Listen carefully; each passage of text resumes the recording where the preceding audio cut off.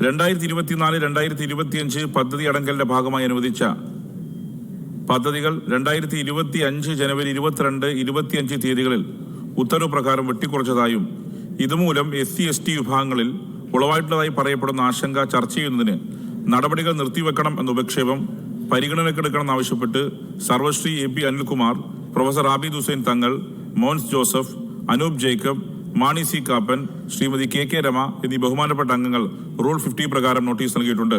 ബഹുമാനപ്പെട്ട പട്ടികജാതി പട്ടികവർഗ പിന്നോക്ക വിഭാഗക്ഷേമ മന്ത്രി. Yes minister. സർ,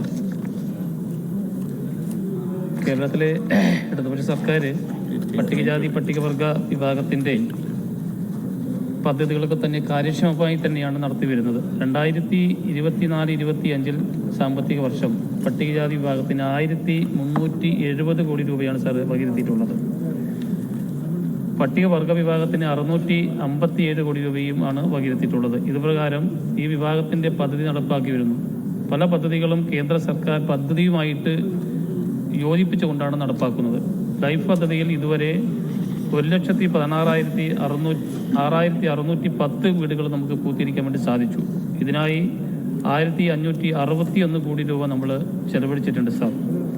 ഈ വർഷം സർക്കാർ ഈ പദ്ധതിക്ക് ആവശ്യമായ തുക ബജറ്റിൽ വകയിരുത്തിയിട്ടുണ്ട്.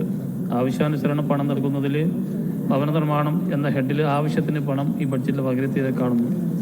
സേഫ് പദ്ധതിയിൽ 3 വർഷമായി പട്ടികജാതി വിഭാഗത്തിൽ 30,117 വീടുകൾ പൂർത്തിയാക്കാൻ വേണ്ടി സാധിച്ചിട്ടുണ്ട്. ഈ പദ്ധതിയിൽ ആവശ്യമായ തുക വകയിരുത്തിയിട്ടുണ്ട്. 172 കോടി രൂപയാണ് ഇതിനു വേണ്ടി നീക്കി വെച്ചിട്ടുള്ളത്. പട്ടികജാതി വിഭാഗത്തിലെ കുട്ടികളുടെ അതായത് 2023-24 വരെ നൽകാനുണ്ടായിരുന്ന മുഴുവൻ പ്രീ മെട്രിക് പോസ്റ്റ് മെട്രിക് ആനുകൂല്യങ്ങളും നമുക്ക് ലഭ്യമാക്കാൻ വേണ്ടി സാധിച്ചു. 2024-25 വർഷത്തെ പ്രീ മെട്രിക് സ്കോളർഷിപ്പിന് അർഹമായ മുഴുവൻ കുട്ടികളുടെയും ആനുകൂല്യങ്ങൾ നിലവിൽ വിതരണം ചെയ്തിട്ടുണ്ട്.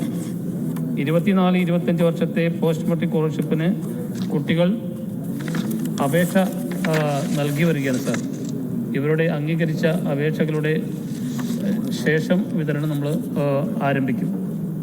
2024-25 സാമ്പത്തിക വർഷം പട്ടികജാതി വികസന വകുപ്പ് സ്കോളർഷിപ്പ് വിതരണത്തിനായി 223 കോടി രൂപയാണ് ബജറ്റിൽ വകയിരുത്തിയിട്ടുള്ളത്. ഈ തുക പൂർണ്ണമായി ചെലവഴിച്ചതിന് പുറമെ 108 കോടി രൂപ കൂടി ധനകാര്യ വകുപ്പ് അധിക വിഹിതമായി അനുവദിച്ചിട്ടുണ്ട്.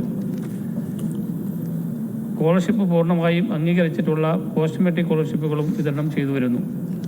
അധിക വിഹിതമായി അനുവദിച്ച 94.96 കോടി രൂപയും മറ്റ് വിദ്യാഭ്യാസ ധനസഹായ പദ്ധതികൾക്കായി ബജറ്റിൽ അനുവദിച്ചിട്ടുള്ള 166 കോടി രൂപയും ഉൾപ്പെടെ ഈ വർഷം 594.96 കോടി രൂപയാണ് ചെലവഴിച്ചിട്ടുള്ളത്.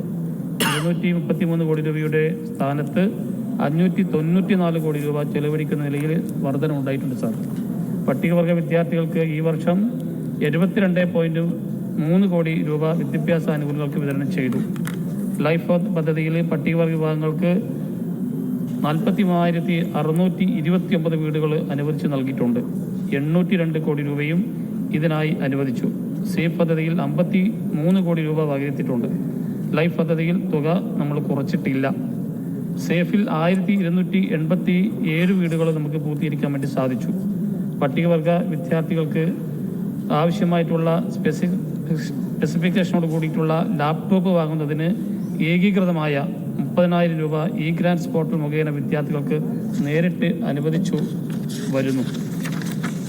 സാർ, ഇതാണ് സാർ, ഇങ്ങനെയാണ് നമ്മുടെ ഗവൺമെൻറ് വകുപ്പ് പദ്ധതി നടപ്പാക്കി വരുന്നത്. ഈ അവസരത്തിൽ എനിക്ക് സൂചിപ്പിക്കാനുള്ള കാര്യം, കഴിഞ്ഞ 3 ദിവസമായിട്ട് നമ്മുടെ ബഹുമാനപ്പെട്ട ധനകാര്യ വകുപ്പ് മന്ത്രി ബഡ്ജറ്റ് അവതരിപ്പിച്ചതിന് ശേഷം വലിയ രീതിയിലുള്ള ചർച്ച നമ്മൾ 3 ദിവസം ഈ ഫ്ലോറിൽ ഈ സഭയിൽ നമ്മൾ നടത്തുകയുണ്ടായി. ആ അവസരത്തിലൊന്നും തന്നെ നമ്മുടെ പട്ടികജാതി പട്ടികവർഗ വിഭാഗത്തെ സംബന്ധിച്ച് കാര്യമായിട്ടുള്ള ഒരു ചർച്ചയും നമ്മുടെ ബഹുമാനപ്പെട്ട മെമ്പർമാരിൽ നിന്ന് ഉയർന്നു വന്നതായിട്ട് എൻ്റെ ശ്രദ്ധയിൽപ്പെട്ടിട്ടില്ല. ആ ഒരു സാഹചര്യത്തിൽ വീണ്ടും ഇത് ചർച്ചയ്ക്കെടുക്കണോ എന്ന കാര്യം പരിശോധിക്കേണ്ട കാര്യമില്ല.